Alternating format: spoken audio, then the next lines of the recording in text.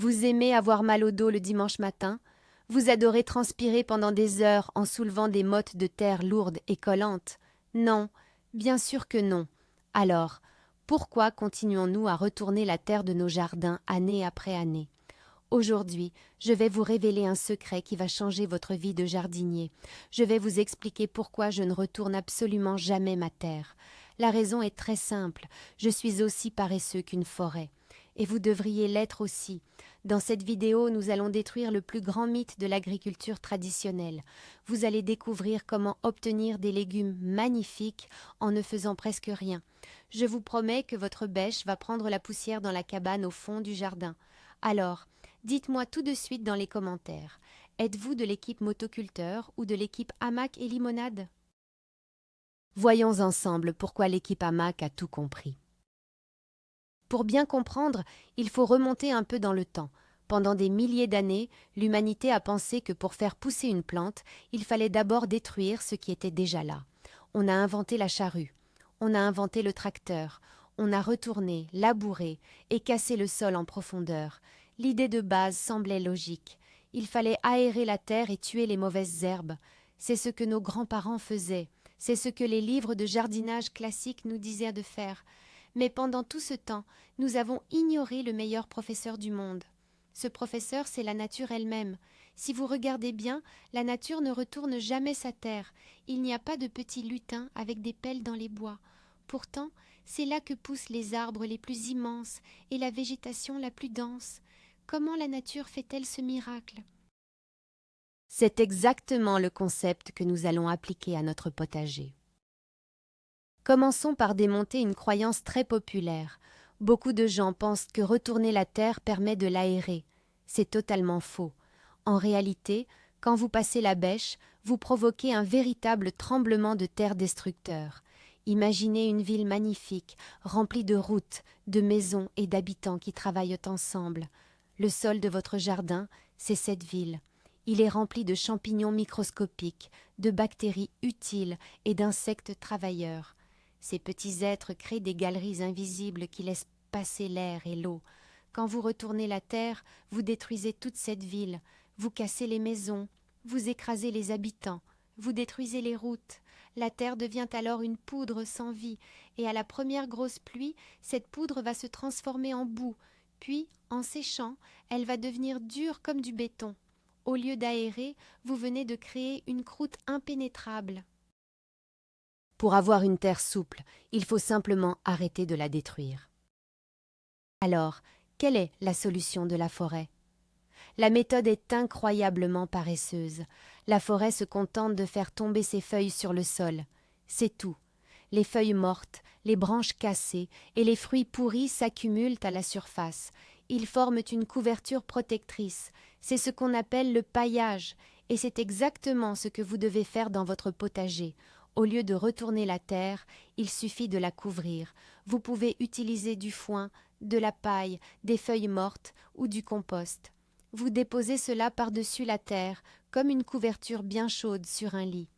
Laissez la gravité et le temps faire le reste du travail. Visualisez une promenade en forêt. Le sol sous vos pieds est toujours souple, noir et spongieux. Personne n'a jamais retourné cette terre. Elle s'est construite toute seule, par le haut. En imitant ce processus, vous nourrissez le sol en continu sans lever le petit doigt, ou presque. Mais si nous ne retournons pas la terre, qui va le faire? La réponse se trouve sous vos pieds. Ce sont les vers de terre. Voici une vérité fondamentale de la nature. Pourquoi faire le travail vous-même quand vous avez des millions de travailleurs acharnés prêts à le faire gratuitement? Le ver de terre est le tracteur ultime du jardinier paresseux. Il passe sa vie à monter et descendre dans le sol.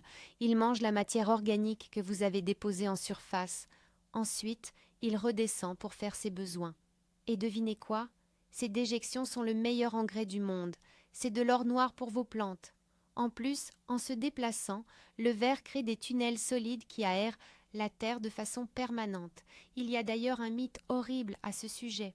On entend souvent dire que couper un ver de terre en deux avec une pelle donne 2 vers de terre. C'est une légende absurde. Couper un ver en deux donne simplement un ver mort. Rangez vos outils tranchants et laissez vos employés souterrains faire leur travail. Parlons maintenant du cauchemar de tous les jardiniers, les fameuses mauvaises herbes. Vous savez, celles que vous passez des dimanches entiers à arracher. Le paradoxe est hilarant. Le fait de retourner la terre est la cause principale de l'apparition de ces herbes. Comment est-ce possible? Le sol contient ce qu'on appelle une banque de graines. Des millions de graines dorment dans l'obscurité, parfois pendant des dizaines d'années. Elles attendent un seul signal pour germer. Ce signal, c'est un flash de lumière du soleil. Quand vous retournez la terre, vous remontez ces graines endormies à la surface. Vous les exposez au soleil. Vous les invitez littéralement à pousser. C'est un cycle sans fin. Je retourne la terre pour enlever l'herbe, ce qui fait pousser plus d'herbe, donc je retourne encore. Le jardinier paresseux brise ce cycle.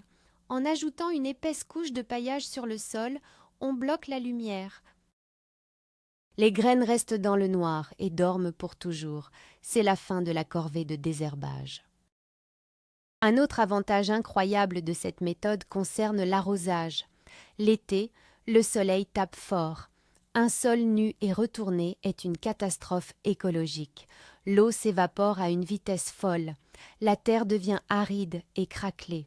Vous devez alors arroser tous les jours, en gaspillant de l'eau potable et de l'énergie. Prenons une image simple.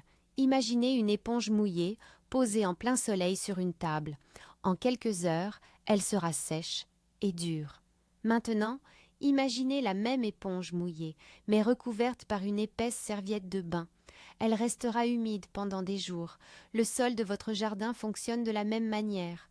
La couche de paille ou de feuilles agit comme une serviette protectrice.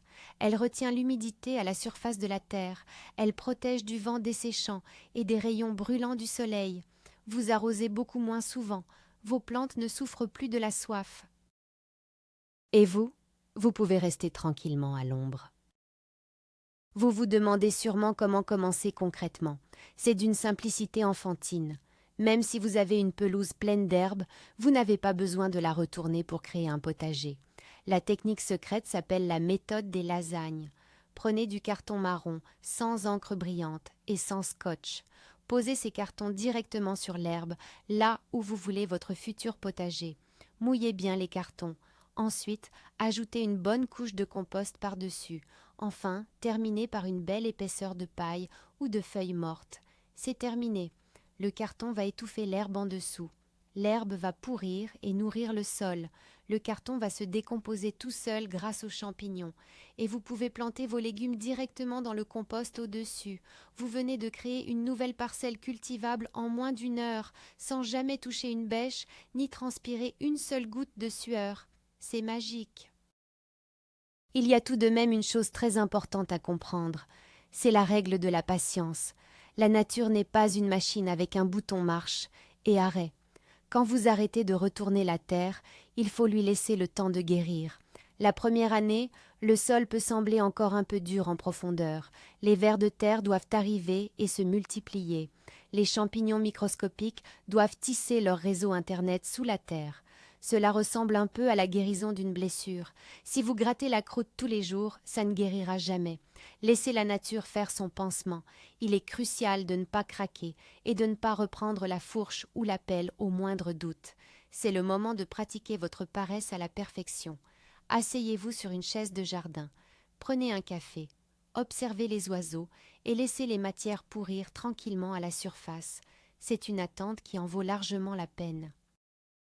Le résultat final est tout simplement spectaculaire.